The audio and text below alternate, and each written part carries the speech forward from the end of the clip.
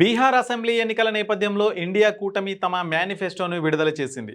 మంగళవారం పాట్నాలో జరిగిన మీడియా సమావేశంలో ఆర్జేడీ నేత కూటమి ముఖ్యమంత్రి అభ్యర్థి తేజస్వి యాదవ్ బీహార్ కా తేజస్వి ప్రన్ పేరుతో 32 పేజీల మేనిఫెస్టోను ఆవిష్కరించారు.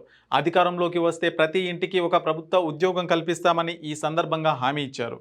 మేనిఫెస్టోలోని ప్రధాన అంశాలను వివరిస్తూ తాము అధికారంలోకి వచ్చిన 20 రోజుల్లోనే ఉద్యోగ భద్రతకు కొత్త చట్టం తెస్తామని తేజస్వి యాదవ్ తెలిపారు.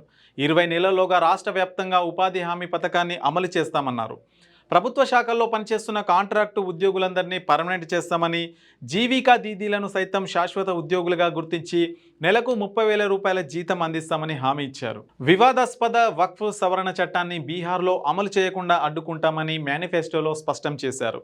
వక్ఫ్ ఆస్తుల నిర్వహణను మరింత పారదర్శకంగా, ప్రజా సంక్షేమానికి ఉపయోగపడేలా తీర్చిదిద్దుతామని తెలిపారు. బౌద్ధుల మనోభావాలకు అనుగుణంగా బోధ్గయా ఆలయాల నిర్వహణను బౌద్ధ సమాజానికి అప్పగిస్తామని పేర్కొన్నారు.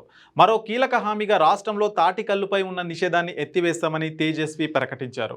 2016 నుంచి అమల్లో ఉన్న మద్యపాన నిషేధ చట్టాన్ని సమీక్షిస్తామన్నారు.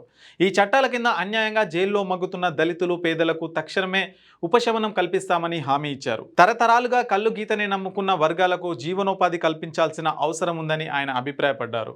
ఈ సందర్భంగా అధికార ఎన్డీఏ కూటమిపై తేజస్వి యాదవ్ తీవ్ర స్థాయిలో విమర్శలు గుప్పించారు.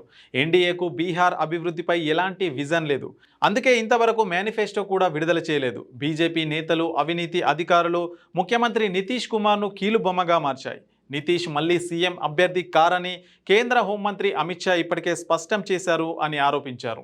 తమ మేనిఫెస్టో బీహార్ అభివృద్ధికి ఒక రోడ్ మ్యాప్ అని, రాష్ట్రాన్ని దేశంలోనే నెంబర్ 1గా తీర్చిదిద్దుతామని ధీమా వ్యక్తం చేశారు.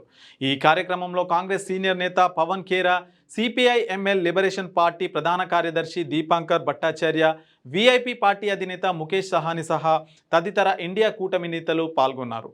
లోక్సభ ప్రతిపక్ష నేత రాహుల్ గాంధీ బుధవారం నుంచి బీహార్ ఎన్నికల ప్రచారంలో పాల్గొంటారని నేతలు తెలిపారు.